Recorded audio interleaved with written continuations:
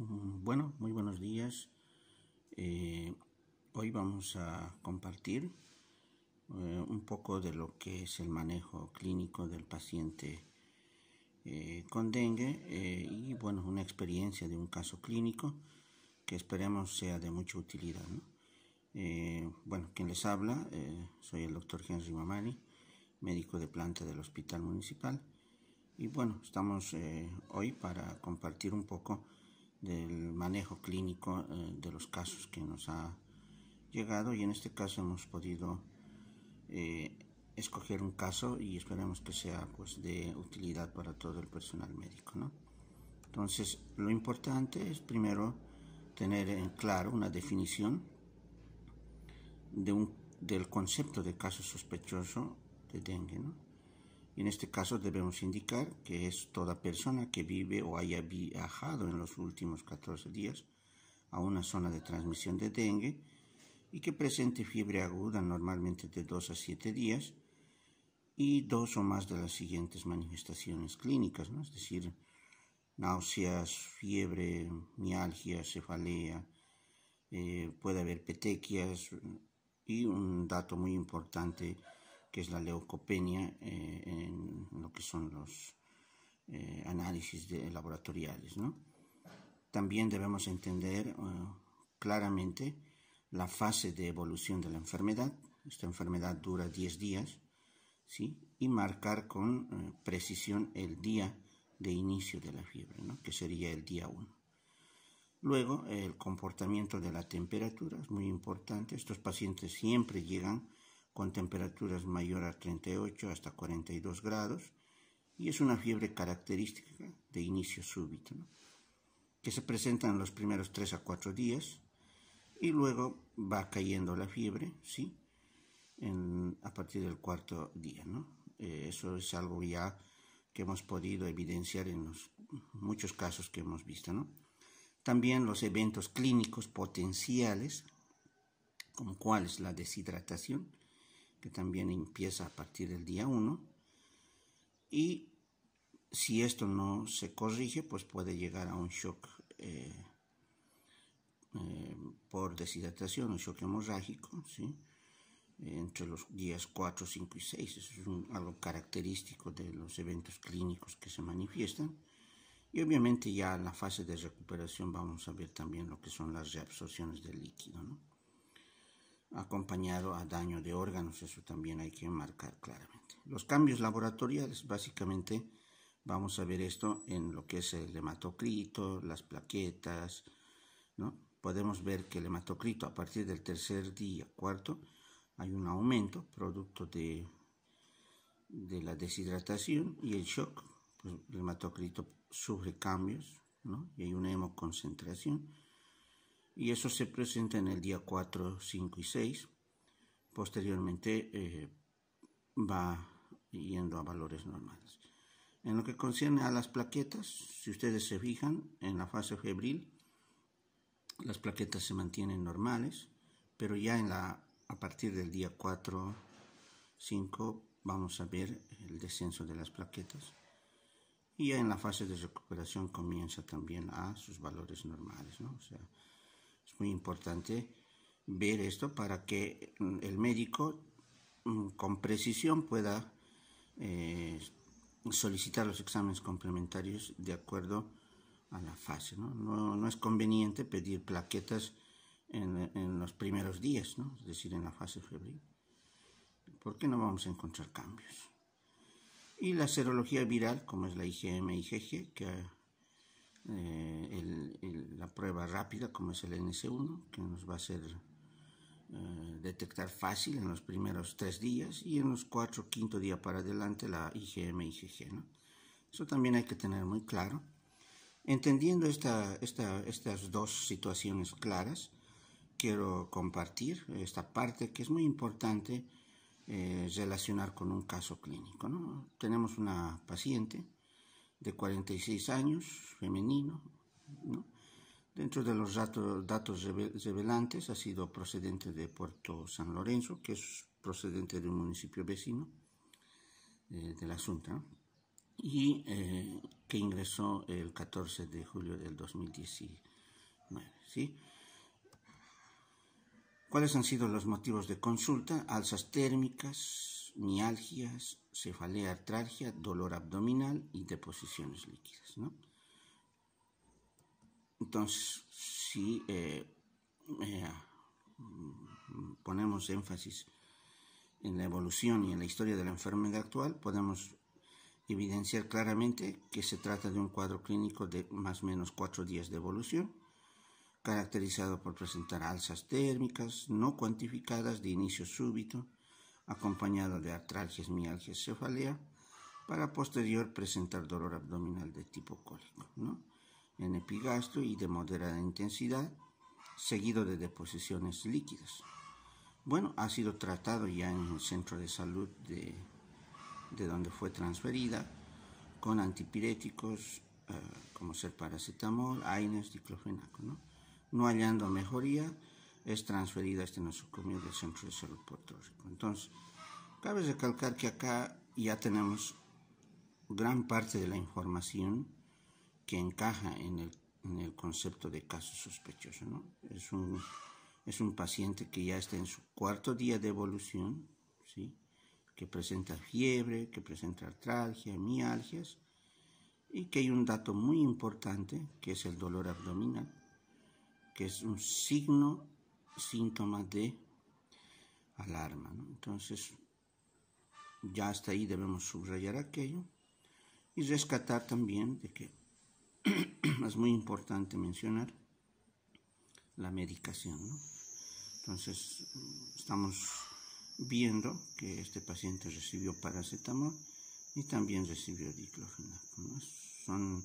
Si nos basamos en el manual de manejo de pacientes con enfermedades de dengue, el único fármaco que podemos manejar son el paracetamol, ¿no? Eso es muy importante, puesto que otros fármacos que no están indicados nos pueden acelerar a que el cuadro pueda llegar aún a complicarse, ¿no? Entonces, eso hay que subrayar. Dentro de los antecedentes, tanto familiares, personales, no patológicos, ginecológicos, no había ningún dato de importancia, ¿no? Algo muy importante es mencionar acá que los signos vitales, ¿sí? Siempre es bueno tener claro. En este caso vemos una frecuencia cardíaca de 100, ¿sí? Una frecuencia respiratoria de 23, una presión arterial de 102/72 y la temperatura de 36,6, ¿no? Que obviamente vamos a tener en claro de que este paciente ya llegó medicado, ¿no? Y un peso de 75/500. Entonces aquí los datos que nos tiene que interesar básicamente es la frecuencia cardíaca, la presión arterial, ¿no? La temperatura y el peso, para que a partir de aquello podemos nosotros tomar una conducta, ¿sí? Es un paciente que llegó con piel y mucosas pálidas y deshidratadas. En la esfera de cráneo y cara no había datos de importancia. Cardiopulmonar, los ruidos cardíacos estaban taquicárdicos y normofonéticos, ¿no? El abdomen evidentemente estaba doloroso, la palpación. En epigastrio, los ruidos hidroaéreos presentes, ¿no? No había datos de peritonismo, ¿sí? En genitourinario estaba sin particulares, las extremidades, tanto el estado neurológico sin ningún dato clínico de importancia, ¿no? Bueno, entonces con todos esos datos debemos nosotros realizar estas 5 preguntas para que podamos tomar una conducta adecuada, ¿no? Primero, debemos preguntarnos si realmente es dengue. Segundo, ¿en qué fase de dengue se encuentra? Si es en la fase febril, en la fase crítica o en la fase de recuperación. Tercero, si existen signos de alarma o comorbilidad. Y cuál es el estado de la hemodinamia y de hidratación. Y el paciente finalmente si requiere o no la hospitalización. Entonces, estas 5 preguntas van a hacer que tomemos una buena conducta en relación a que el paciente no pueda tener complicaciones. Entonces, algo muy importante, ¿sí? Ya con todas esas aclaraciones, nuestra paciente presenta esta impresión diagnóstica, ¿no? Es un dengue, ¿sí? En fase crítica, con signos de alarma. Ese es el diagnóstico y obviamente ya con todo esto nosotros debemos tomar una conducta de acuerdo al manual de atención clínica al paciente con dengue, ¿no? ¿Por qué decimos dengue en fase crítica? Porque precisamente está en su 4.º día de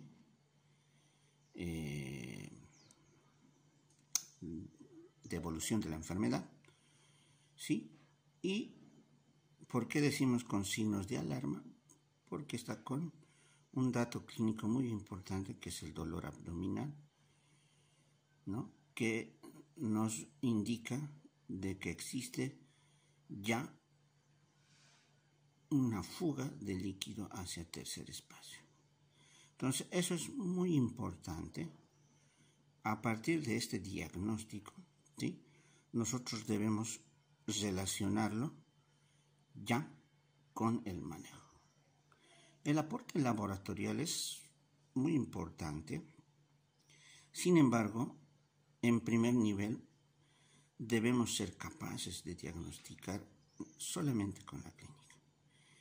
Y si es que contamos con el laboratorio, pues debemos ser precisos en qué pruebas van a ser útiles y nos van a poder coadyuvar o dar certeza del diagnóstico. En este caso estamos hablando básicamente del laboratorio, estamos hablando de los glóbulos rojos, del hematocrito. Como ustedes verán, hay un aumento sustancial del hematocrito, ¿sí? Las plaquetas están en descenso, 170.000. Y lo que decíamos, ¿no? Una leucopenia de 5.600. Y las pruebas que ya habíamos solicitado, ¿no? Tenían reportadas positivas. Obviamente podemos añadir a esto las pruebas hepáticas, ¿no? En este caso la GOT está ligeramente incrementada. Ya con todo esto nos podemos precisar incluso aún el diagnóstico, ¿sí? De este paciente, ¿no? Entonces este laboratorio nos muestra claramente de que el paciente se encuentra en una fase crítica, ¿sí? Y si tomamos en cuenta la GOT, ya existe compromiso hepático, ¿no? Estamos hablando de una hepatitis viral. Entonces nos van a dar cierta certeza e incluso nos van a corroborar si el diagnóstico está bien orientado, ¿no? Esa es la importancia del laboratorio, ¿sí? Y también los controles, ¿no? Que más adelante vamos a verificar.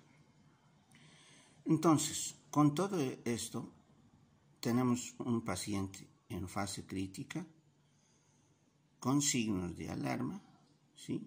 Y de acuerdo al manual de manejo clínico del paciente con dengue, correspondería al grupo B, ¿sí? Ustedes saben bien, tenemos el grupo A, que es para el manejo ambulatorio, el grupo B para pacientes que tienen signos de alarma y el grupo C, que ya es para manejo de pacientes con dengue grave.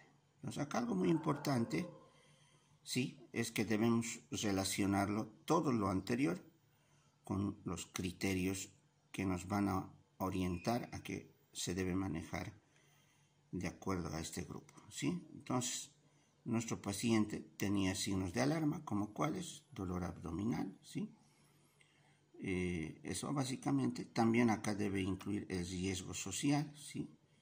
Es decir, si vive solo, de difícil acceso al hospital, pobreza, etc., ¿no? Pero nuestro paciente era referido de otro municipio y no podíamos hacer el manejo ambulatorio por todo lo anterior. Finalmente, también nos orienta al manejo laboratorial que debemos tener en este grupo de manejo, ¿sí? Básicamente lo que ya habíamos mencionado. Pero lo más importante acá es el tratamiento, ¿sí? Tenemos que enfocarnos básicamente en el manejo de la administración de líquidos, ¿no? Y en este caso ya tenemos normado el manejo que se tiene que hacer en estos casos. La administración de líquidos, ¿sí?, a razón de 10 ml kilogramo hora, es decir, en la primera hora. Luego debemos regular la respuesta clínica, ¿sí? Posteriormente, si se resuelve el estado clínico del paciente, ¿sí?, vamos a evaluar aquello y vamos disminuyendo la dosis, ¿no? Iniciamos con 10, posteriormente bajamos a 5 o a 7 por otras 2 a 4 horas, volvemos a reevaluar al paciente, bajamos la dosis de 3 a 5 ml por otras 2 a 4 horas, reevaluamos al paciente y nos quedamos con una dosis de 2 a 3 ml las siguientes 2 a 4 horas, ¿no? Entonces, posteriormente, si los signos de alarma persistieran, volvemos a repetir el esquema, iniciando nuevamente con 10 ml. Y si habría deterioro de los signos vitales, entonces aumentamos la dosis y estaríamos hablando de 20 ml kilopeso en bolo, y ya esto corresponde al manejo del grupo C, ¿no? Porque francamente nos está indicando que el paciente está en shock. ¿Qué es lo que debemos vigilar o por qué se interna el paciente? Para vigilar la hipotensión, los signos vitales, la diuresis horaria, los controles de hematocrito, que es muy importante antes y después de la hidratación, y la glicemia u otros laboratorios en función del daño orgánico. Entonces, teniendo en claro esto, ¿sí?, ya nuestro diagnóstico sería más fino, ¿no? Entonces, estaríamos hablando de un dengue en fase crítica con signos de alarma grupo B, ¿no? Entonces, debemos acostumbrarnos ya a manejar un diagnóstico concreto para que podamos tener organizado el manejo de manera ordenada, ¿verdad? Bueno, entonces, ¿qué es lo que hemos hecho con nuestro paciente? ¿Sí? Son las primeras acciones que hemos tomado, ¿sí? Una dieta líquida, ¿sí?, los controles de signos vitales cada hora. Hemos hecho el inicio de las cargas con solución Ringer lactato. De acuerdo al peso, nuestro paciente pesa 75 kilos, ¿sí?, le corresponde 755 ml la primera hora a razón de 10 ml kilopeso, como indica la norma. Y en una hora se evalúa la respuesta clínica, que es lo que estamos buscando, ¿no? En este caso, que exista diuresis, que remita el dolor abdominal, ¿sí?, que baje la taquicardia, etc., ¿no?, la presión arterial, la estabilización del mismo. Una vez que tenemos una buena respuesta, bajamos a 528 cc para las siguientes 2 horas, esto ya a razón de 7 ml kilopeso, ¿sí? Evaluamos al paciente y manejamos ya otra carga de 377 cc para 4 horas, ya a razón de 5 ml kilopeso. Finalmente, vamos a calcular ya a razón de 12 ml kilopeso, que ya daría una cantidad de líquido de 1800 cc para 12 horas. Entonces, como verán, un manejo ordenado, sistemático de los líquidos van a evitar que nuestro paciente entre francamente en un shock o en un dengue grave, ¿sí? Y como dice la norma, los laboratorios de control, en este caso el hematocrito, el control de diuresis, el paracetamol, si es que persistiera la fiebre, y lo más importante, el aislamiento con mosquitero, porque nosotros tenemos no solamente pacientes internados con dengue, sino manejamos pacientes operados, etcétera, y de otras especialidades. Por lo tanto, es una situación muy importante. Entonces, como verán, esta situación de manejo de líquidos nos va a garantizar básicamente un manejo adecuado y oportuno de este caso, ¿sí? Y finalmente, en el manejo diario debemos tener en cuenta las siguientes consideraciones: los líquidos intravenosos, de acuerdo al requerimiento básico, la tolerancia oral, ¿sí? Podemos agregar protectores gástricos, eso es un criterio médico que obviamente no está en el manual. Los controles diarios de estudios laboratoriales, de acuerdo al criterio médico y evolución del paciente. Es decir, podemos pedir plaquetas, podemos pedir hematocrito, hemoglobina, etcétera, para ver el estado hemodinámico, ver si no hay descenso o hay mejoría de las plaquetas, etcétera. Y obviamente las medidas epidemiológicas en relación al llenado de fichas, a la notificación del caso y realizar el bloqueo de foco, etcétera, que es muy importante para que podamos evitar la transmisión de esta enfermedad, ¿sí? Bien, y algo del grupo C, porque también nuestros pacientes, cuando no se hace un manejo adecuado de líquidos, tranquilamente pueden entrar en este grupo, ¿sí? Y bueno, acá tenemos que tener claros los criterios, ¿no? Paciente con uno o más de los siguientes síntomas importantes: fuga de plasma que lleva al shock, acumulación de líquidos con dificultad respiratoria, sangrado severo, daño de órganos. Entonces, eso hay que tener muy en cuenta. Y acá tenemos que tener básicamente pruebas laboratoriales, aparte de lo que ya tenemos solicitado, pues debemos tener ya listos el grupo sanguíneo, el factor, podemos pedir una ecografía de abdomen, rayos X, para ver si hay presencia de líquido en cavidad abdominal, derrame pleural, etc. El tratamiento básicamente es ya con a dosis altas de líquido. En este caso estamos hablando soluciones cristaloides a 20 ml kilo peso en bol, ¿sí? Si mejora el paciente, pues bajamos las soluciones a 10 ml kilogramo peso hora y vamos reduciendo gradualmente, como lo que ya hemos visto, el manejo que se realizó en nuestro caso. Si el paciente continúa inestable, con hematocritos bajos, indica básicamente el sangrado y la necesidad urgente de transfundir, ¿no? En este caso, un paquete globular. Si el hematocrito continúa alto, comparado con las bases, es decir, con el hematocrito de ingreso, debemos realizar un segundo bolo de carga, en este caso igual, a una dosis de 20 ml kilogramo peso, ¿no? Entonces, eso es muy importante, ¿sí?, mencionar. Y si hay una respuesta clínica favorable, también luego de compensar la volemia, pues estos pacientes podemos también manejarlos. Pero si no habría mejoría, debemos considerar siempre la transferencia en caso de que ya exista complicaciones severas. Que también hemos tenido casos que hemos tenido que manejar con este grupo y hacer la referencia. Entonces, algo muy importante, debemos considerar los criterios de alta. Tiene que haber una ausencia de fiebre de por lo menos 48 horas, la mejoría del estado clínico, tiene que haber un incremento del recuento de las plaquetas, la ausencia de dificultad respiratoria si es que hubiese, y el hematocrito estable sin líquidos intravenosos, ¿no? Es un criterio unos criterios que debemos tomar en cuenta.